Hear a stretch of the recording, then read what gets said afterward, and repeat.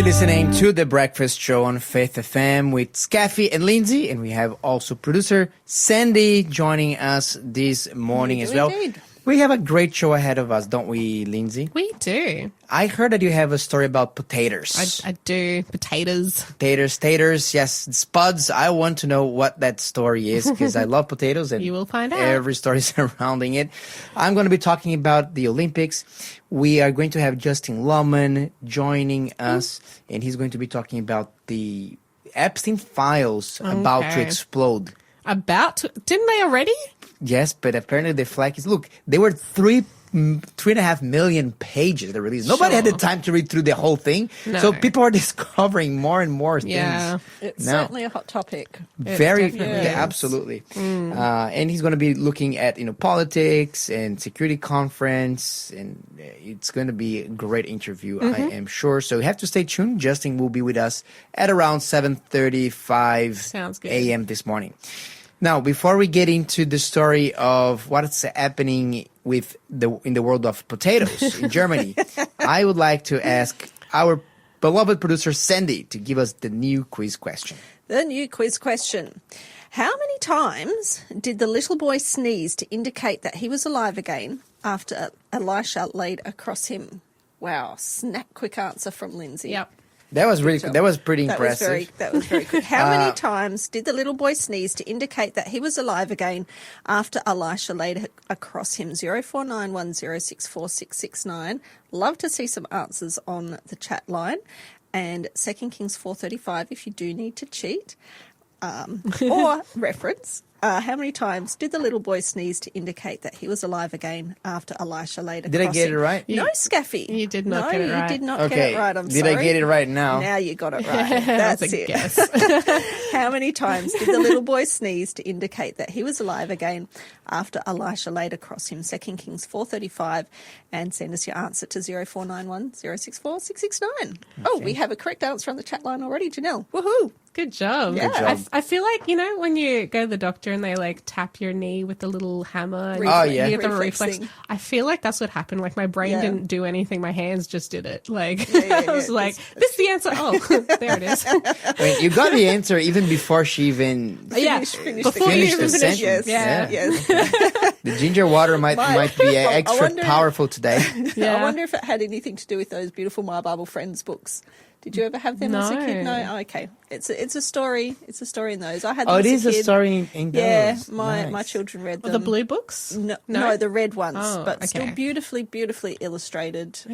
Just 10 or 22 stories. Yeah. Anyway. Yeah, but I have beautiful Bible that stories. collection Yeah. at my home as well, and my kids really enjoyed Yes. going through all of those stories. They were Yep. very nicely illustrated. May or may not have a few of them partly memorised from reading them. To That's my great. kids. But yeah, That means you'd be quick on the quizzes too, if you Yeah. were the one answing them. yeah, I think I might be. But anyway, Next time we should get wrong. Skafy to ask a question, then you can join in and play. Okay. Oh, are you sure? Because I'll give you some curveballs. curly ones. Yeah, some Okay. curly ones.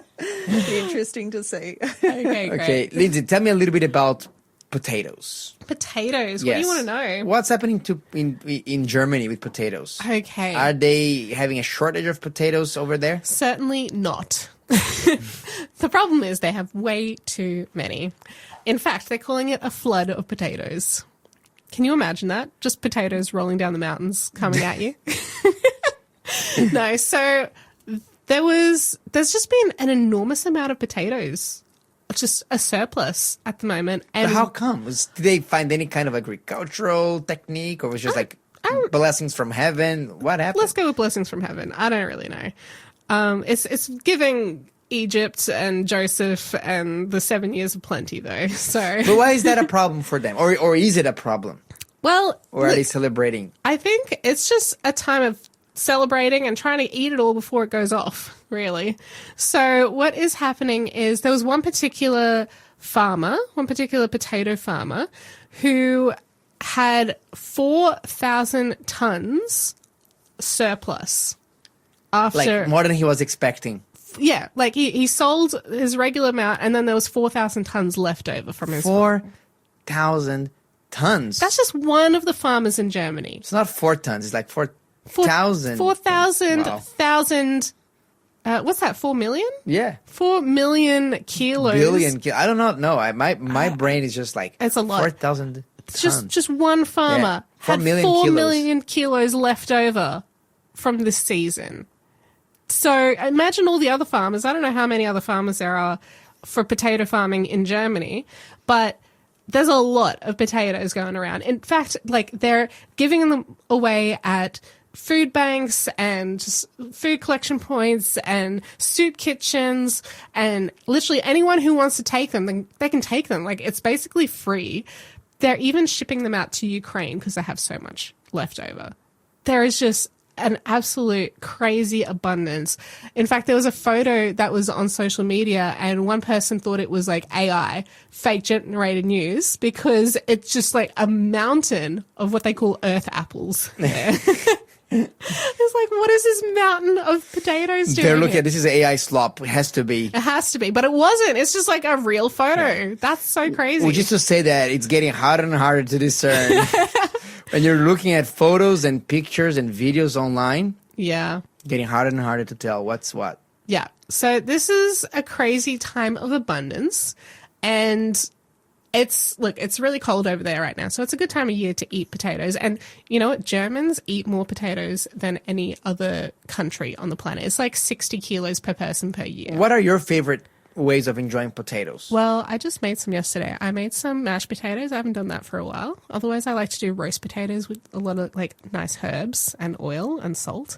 What kind of herbs do you use? I use like dill? rosemary and oregano and Fresh or dried? dry, and I use some paprika as well, and yeah. What about you, Sandy? Did you cook a lot of potatoes in your life? Are you a potato friend? Yeah, look, they're easy, they're nutritious. They actually get a bad rap. do. But potatoes are a very, very complete nutritious food. Are they? Yes. They, I think, from memory, protein they don't have, and like calcium, and that's about it. Like they are Right. actually jam-packed with a whole lot of Wow. other things. That's but awesome. potato salad is a really easy one. Like Yeah. I'll make that for my son to take to school with him. Oh, really? Oh, nice. Yeah, So yeah, good. he's fully into the carbs at the moment. I bet he would be. He's closing in on 6 foot. He's 14, so I just gotta Yeah. keep his belly full. That's 6 foot right. with 3 chin hairs. Yeah, that's right.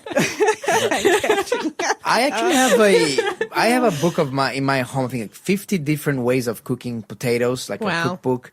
Potatoes are so versatile. Yeah, You can do they really so are. many things with them. I'm also like a traditionalist when it comes Yeah. to potatoes. A traditionalist. Yes, okay. I like to just boil them first, and Mm-hmm. then I cut them in pieces, and then I bake them. You boil and then you bake. Yes, Oh. because bit so extra if I don't have time, Does it make Yeah. it soft and yeah, crispy? it makes crispy on the outside and soft in the inside. Oh, I need Yeah. to try But that. if I'm like, don't have a lot of time, I'll just bake them straight on. Just chuck them into the air fryer. Oh, yeah. With just a little bit of olive oil and a little bit of salt, and 20 minutes they're done. They're Nice. delicious. They're healthy, Yeah. So good.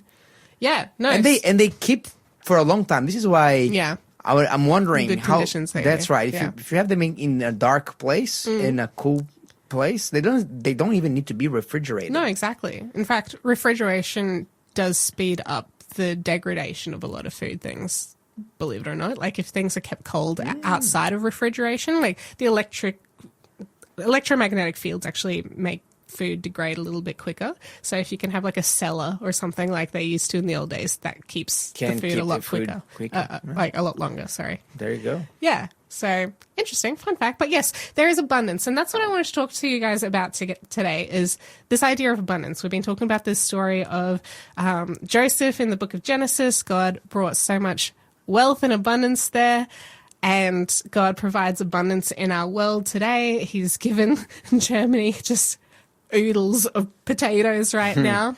So I want to encourage you to look around in your own life and think to yourself, what area of my life is booming? Like, where is the abundance? Where is the blessings from God? Now, a lot of the time we have a negative bent in life when we're looking for all the bad things. We're always talking about the wars and the Epstein files and all the bad things that are going on. But where are the places that maybe you overlook because of that negative bent generally? And where are the blessings in your life? Like yesterday, I was looking around my house at the end of the day, and I'd been cooking all day and making my potatoes, and I'd been out and gotten some stuff off Marketplace, and I was doing things around the house, and I was just like one by one praising God. Thank you for this. Thank you for the free seedlings I got at the little grocery market on the way home. Like, thank you for all these little things. And when you just stop and you look around, you see so many more blessings than you would otherwise take in. Like, you can just take so much for granted if you're just rushing through your day. But I just want to encourage everyone just to slow down, look around your house, look around your life, look around your family, and point out to yourself the positive things and say, thank you, God, for this and this and this and this. Yeah. Yeah, I love it. That's a great one. And look, in speaking of abundance, the Bible talks about, that one day there's going to be a famine of God's word, where people will try to find God's word, but they won't be able to. But at the moment, I feel that we have an abundance. Like, anybody who wants to know the word of God, know the will of God, you can buy Bibles. You can go online, find Bibles. You can listen to programs like ours, The Breakfast Show, and others around. You can even use artificial intelligence these days too. Like, if you have any questions about the Bible, you can search. It has never been so accessible. There's such an abundance. But at the same time, when people take that for granted, I was with my children, and in my church, we were studying the story of William Tyndale. William Tyndale, okay. Yes, on the Sabbath. Yep. And William Tyndale was, a person that translated the Bible into the English popular vernacular. Okay. This is like 400 or 500 years ago. Yeah. Yep. And there is a story surrounding that there is a man, he was a plowman, and this plowman got taken by the authorities of the church of the time. And he was arrested, and eventually he was executed because of a great heresy, according to them, which was he taught the Lord's Prayer to his children in English. Wow. Yeah.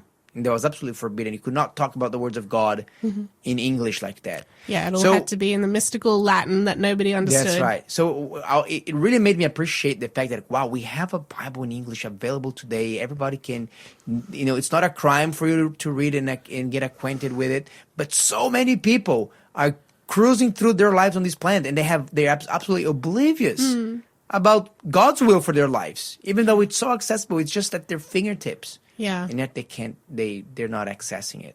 So sometimes abundance has this, has this potential of, if you know how to take advantage of it, great. But if you don't, well, you can take things for granted that shouldn't be taken for granted. You're listening to the Breakfast Show podcast on Faith FM. Positively different. Let's get into the answer to the quiz question. So, Sandy, can you please review to us? I certainly can. The little boy sneezed 7 times to indicate that he was alive again after Elisha laid across him. Very good. Yeah. How did you know that one so quickly, Lindsay? I told you it was a reflex. Was a reflex, that one?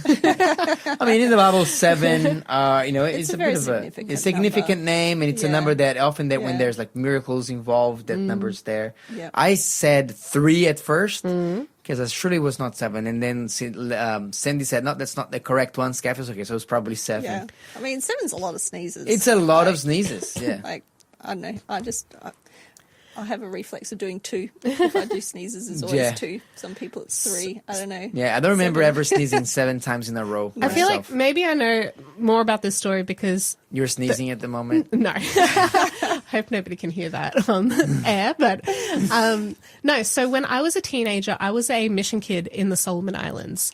And while we were living out there, so I lived at a hospital, and there were stories of occasional miracle healings and things. And there was a young girl who was pronounced dead up in the mountain somewhere.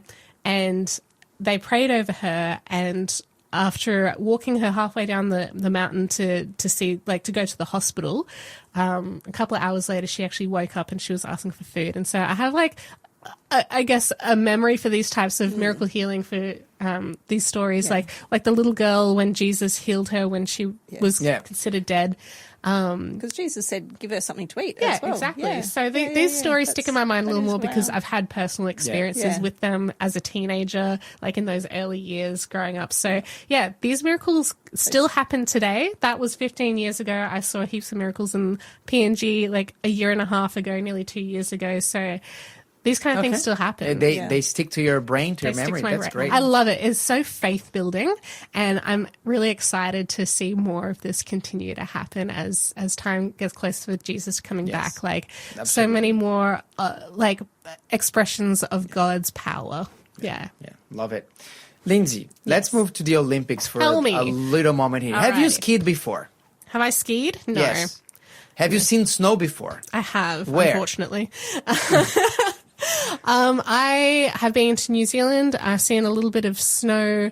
Like I was on top of a snowy mountain when I was 10 years old. We took a helicopter to the top of a mountain. Oh, wow. And we were playing in the snow as the helicopter was still like running full tilt. Like it nearly flew off the mountain without us at one moment. But yeah, so, and then when I was probably about 18, I went walking, like hiking down in the mountains in Victoria, and there was a bit of snow still left from the winter. All right.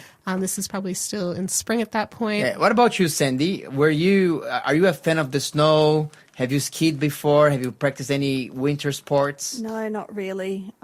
School excursion, I mean, I've lived majority of my life in Perth in Western Australia, so we did a trip really over, far, over here to visit Avondale College, and we did some snowfields, and we've done that once as a family. So yeah, I mean, been there, but definitely not. I love skiing. Okay. And my entire family, we are into skiing. I try to go every year if I can. Yeah. And it's, to me, it's one of the most beautiful things in the world. You are up in the mountain, breathing the fresh, crisp, cold air, beholding beautiful scenes. And one of the things that happens that when you start practicing a certain activity, a certain sport, you start really appreciating the pros more. Right. Yeah. In that area. Because you get how hard it is. You get how hard it is. Yeah. And Australia has been doing exceptionally well. Yeah. In the current Winter Olympics. Oh, okay. In Milano Cortina. We have already gotten 5 medals. What? This is like the top of, the best of all times, including 3 gold medals. Wow. 1 silver and 1 bronze. That's we are amazing. really punching way above our weight here in these Olympics. That?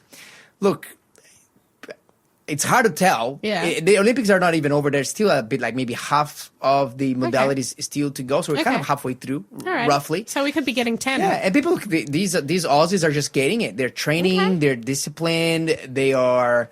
Aussie just better than everyone else. Look, it is quite impressive because we're not a traditional country for winter sports. No, typically and we're doing better at the moment than some pretty heavyweight contenders here, including Canada, for example. Wow. We're ahead of Canada. Can you imagine that? Like Canada, like a country that is buried under snow for like half of the year. Man, this is reminding me of Cool Runnings where like the Jamaicans are like running the show. Yes. With the bobsleds. Yeah. Jamaica's got a bobsled So team. look, we got gold, and the 2 gold medals that we've got, it's, in my opinion, one of the gnarliest, craziest, most difficult challenges of all times, which is mogul skiing. Now, do you know what a mogul is? I barely know what skiing is, man. Okay, so moguls are like these little tiny mounds, these little tiny mountains of snow, these little, very tiny. Like they're usually like maximum, they would be like knee height. Oh, okay. And they are, for a person that is learning how to ski, in my opinion, this is probably the most challenging obstacle. Why? And it happens because it is very unstable. Oh, okay. And you have to, for you to traverse the moguls correctly, you have to kind of go into the grooves, like into the little valleys, and you have to do that like very fast. Turning left and right. It takes a lot of physical strength, coordination. Finesse. If you're going down even like a tiny section with moguls, like you can see your heart rate going like off the charts. Stressful, is it? It's stressful. This is where people fall a lot. This is where people get hurt a lot in moguls. And did you know that? Have you seen moguls before?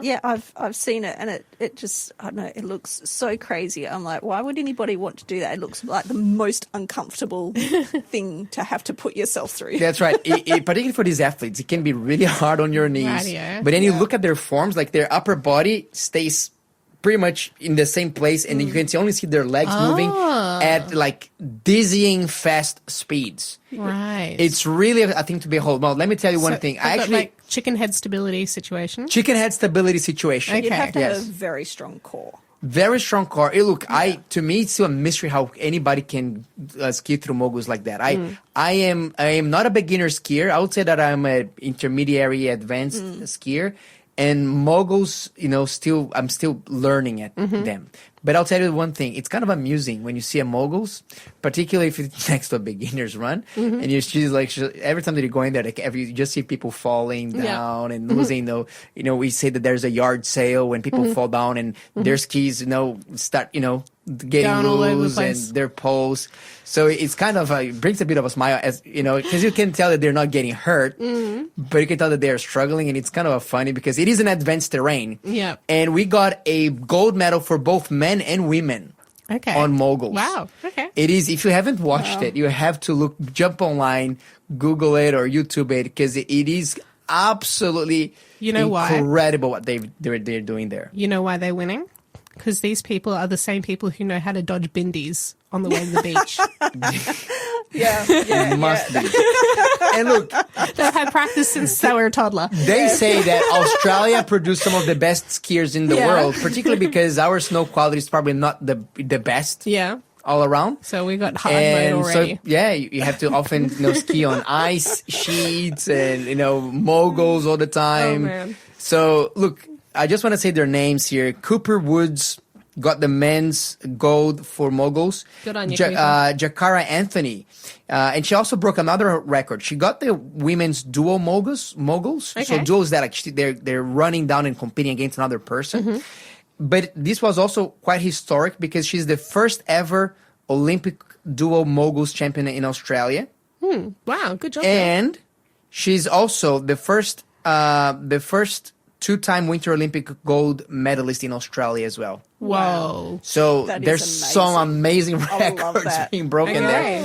there. We got Josie Beth, another lady. The ladies are doing so well. Yeah, we they got are. like 2 of our 3 gold medals coming from the girls. Josie Beth won the gold in the snowboarding, the women's snowboard cross. This is also Australia's first ever in women's snowboards cross.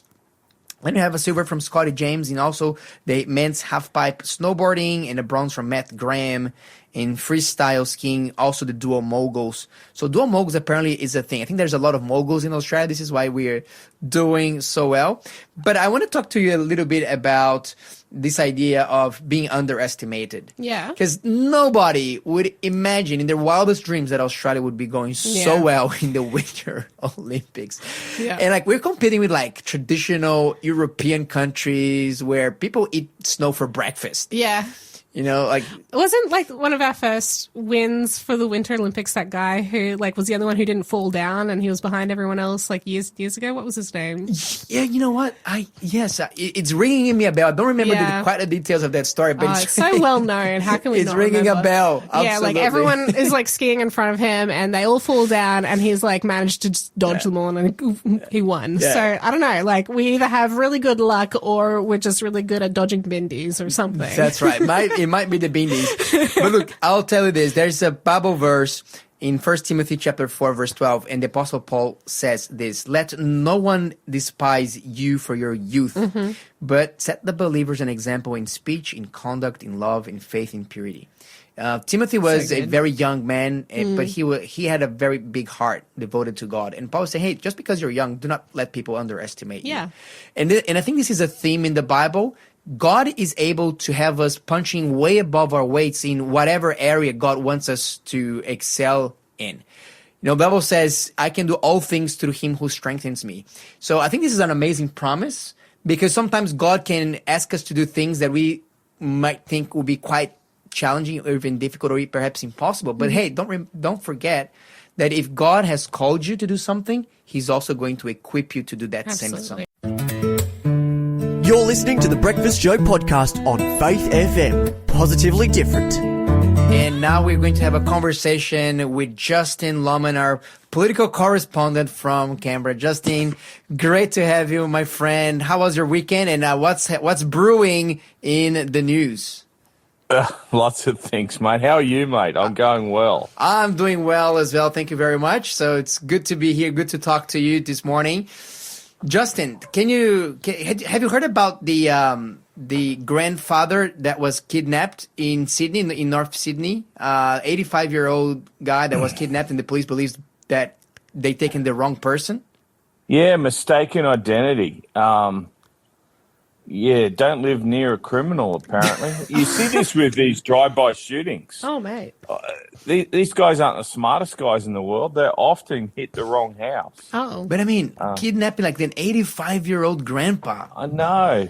Like, yeah, just hideous stuff. Yeah, definitely You'd praying for him. expect that in some faraway nation, but anyway. Yeah, absolutely not here. Justin, what's happening? Let's start with the U.S. first, and then we can come to Australia. So, what's happening with the U.S.? Are new things coming from the Epstein files, or it was basically Prince Andrew who was in trouble, and that was the end of the story? There's about to be another drop. There's more files really? to be released. Oh, really? Because I thought that the FBI said that they were not going to release anymore. So it looks like they are going to be releasing more information. Well, that's my mail, what I'm watching and listening to. I have to say, I don't know if you saw Pam Bondi the other day when she was grilled at the one of the congressional hearings. Mm. It was weird, mate. If you watch her responses and what's happening, and her behaviour at that made me sort of dig a little more into it. There seems to be quite a few Trump people caught up in this, in his team. And the British Prime Minister, there's a growing weight on him to resign over his knowledge of some of his own party involvement. There's a darkness to this, guys, that I don't even want to talk about on the radio. Yes. That it was just put into the realms of extreme conspiracy theory. Yeah. Even conspiracy theory people thought this was a bit over the top. Yes. Wow. Look, But this is really the evidence in the detail of all this that's coming out. It's a lot to absorb. Absolutely. Look, from what I have seen, and I agree with you, it's stuff that you don't even want to talk about on the radio. But that is like reminiscent of some of the practices that we've seen in the Canaanites in the days of worship of Moloch and all these kinds of things in the Bible. And you kind of think that this is just a Bible thing. It doesn't happen this day and age. And it looks like it's happening at the highest levels of the United States royalty, so to speak. This is not over yet, and there's more to come. I think there's a fair bit more to run on this yet. Wow. And we have like the midterm elections coming up as well in the United States. And it's this year, isn't it? Yeah, November. And it's always... Trump will be impeached if he loses the House. Everything's on the table. Everything is like the end of the world.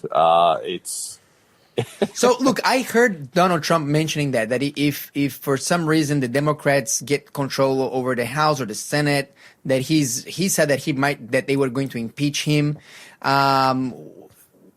Do you think that this is an actual risk? This is an actual possibility? I never seen President Donald Trump talking about that frankly, and there's like a real concern from his part. They're so got him in the crosshairs so heavily that they impeached him after he'd lost the election. What? Like for the second time. Like 100% they will. He is an expression of Adolf Hitler in their minds. Wow. And they're not going to let anything go. If he does lose the House and the Senate or either one, I think what he can be effective in doing is really come to an end. Wow. So there's a big uncertainty there for U.S. policies. So that's in the Epstein side of things. What you were talking to me a little bit about the Munich Security Conference in between USA and in Europe. What's happening there? Wasn't this that security conference where JD Vance really called out European leaders? I think that last year or 2 years ago. I think last year it was. Last year, yep. That talking about particularly religious freedom and how he like Britain, for example, was cracking down on people just praying in their homes or praying in the streets. What happened this year in that security conference? Well, Marco Rubio has been the main guy for the US this time, the Secretary of State. He's more of a bridge builder this year, and he got a standing ovation as he addressed them. But there's been a lot of different breakout panels and things, and Hillary Clinton was on one. They're pretty interesting if you're into this sort of stuff to see what's going on.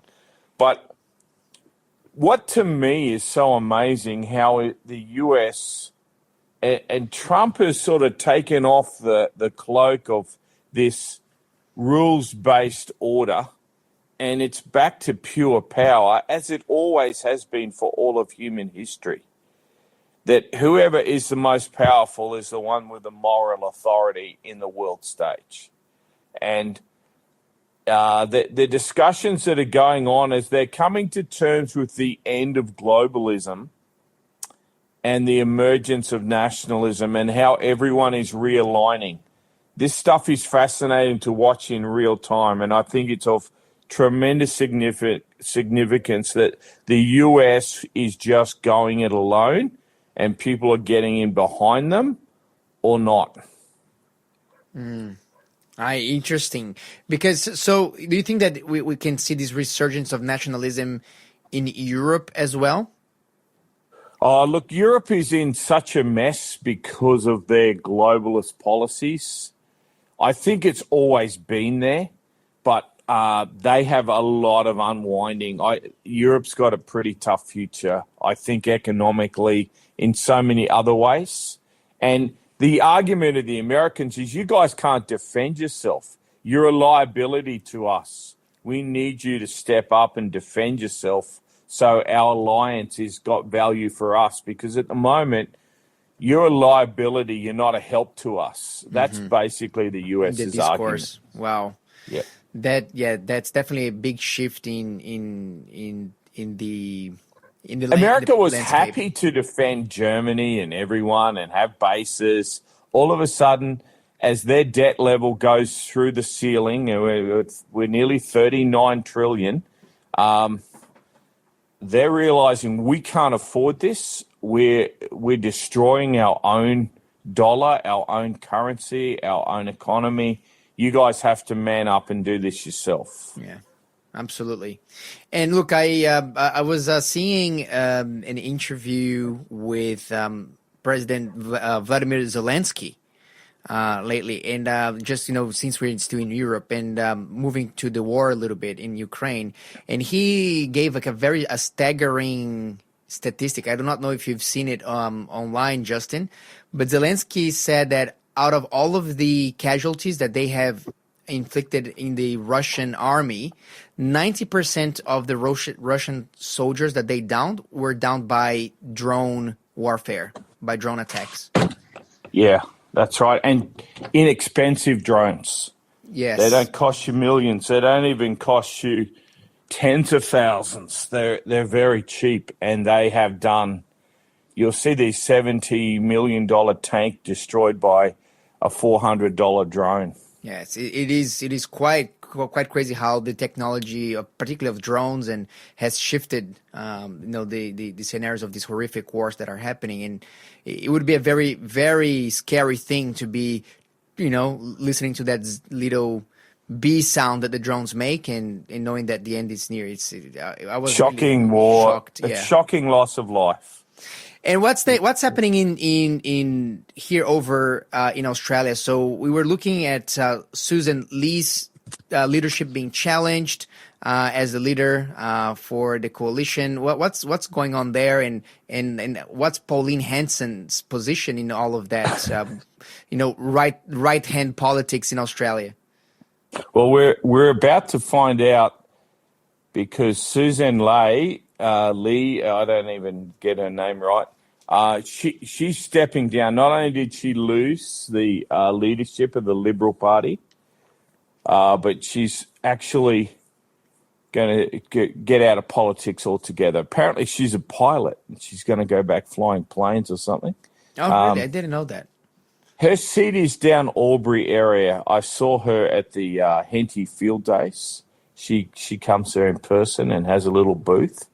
So this is going to be a real test because the level of disillusion within the electorate, I think, has created an amazing opportunity for One Nation, which, honestly, guys, 6 months ago, I wouldn't have even dreamt that they could come to this prominence this quick. And at the same time in Victoria, because we've got a state election coming up in Victoria, that it's been announced as a $15 billion siphoning off of funds to organised crime in the form of trade unions and different things. $15 billion. I think the vote that's coming in that by-election for Susan Lay's seat, but also the Victorian elections. This is going to be, because the Liberal coalition with the Nats or whatever in Victoria has been weak for a long time. Will the Labor voters just go over to Liberal National? Or are they actually going to go to the alternative, which is becoming stronger and stronger? So this is going to be a very interesting thing to watch. Absolutely. And Justin, what about the Olympics? Have you been following it? Are you a bit of a snow sports person yourself? Mate, I'm an Aussie, so if I see one of these, and they're from these girls winning these gold and stuff are from Jindabyne. So that's where our, Advanced Alpine Village is right there. So we're cheering these guys on, mate. Big Amazing. Time. But guys, you think I don't ever remember Australia winning many gold medals unless the skaters all fall over Bradbury. We're the last guy standing. Yeah. That's what we expect at the Winter Olympics. Yes, it is Where's fascinating. The US? You got to tell me, how's the medal tally going, Australia compared to the United States?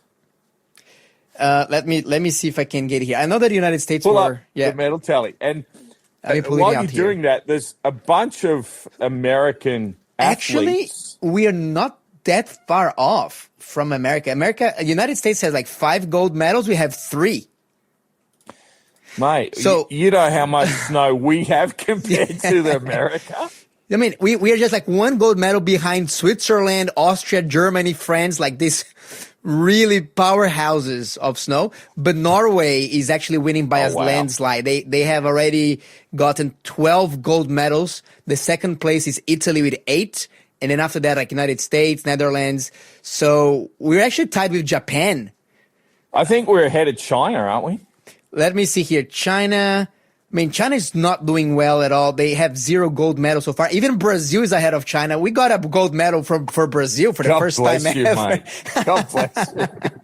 Kazakhstan got a medal. South Korea got one. So it is a very interesting Winter Olympic medal. Our young skiers, they're doing us proud. So I'm not actually that into it, but when I hear they're from Jindabyne, I got to cheer here. I got to cheer. So. And let me tell you, I try to go to Jindabyne every year with my family for a few days so we can go skiing. And every time that we go, I see so many children skiing and they're going fast and they're having competitions. Like, I think that we are definitely seeing the beginning of a new trend. I think that this next generation of Aussie skiers and snowboarders is really, and when you see like these young people doing these stunts, and if in the backflips and front flips and twirl and all these kinds of things with this the half pipe thing they do in this snowboard,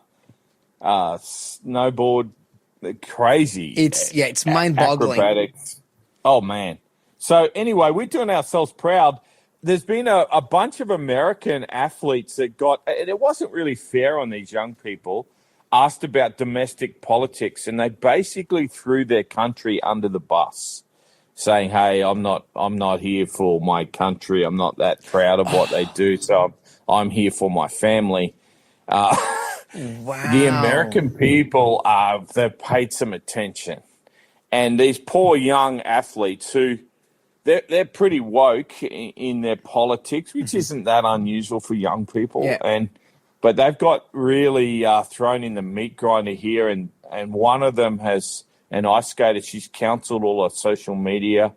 Other guys have tried to back their statements down with counter statements, but everyone is piling on, and it's not good for a country to see that. This sort of woke approach to politics is really not helping these young people making statements about that in public, because it's just divisive for their country. Wow. But the Aussies, mate, they're just having a go. We're really proud of them. I'm so proud of them. Well done. Go Aussies. This is Wendell Kimbrough. I will not be shaken. Thank you so much, Justin. We'll talk to you again next Monday. Thanks for being a part of the Faith FM family. Join our community on Facebook or get in touch at 1-800-FAITH-FM.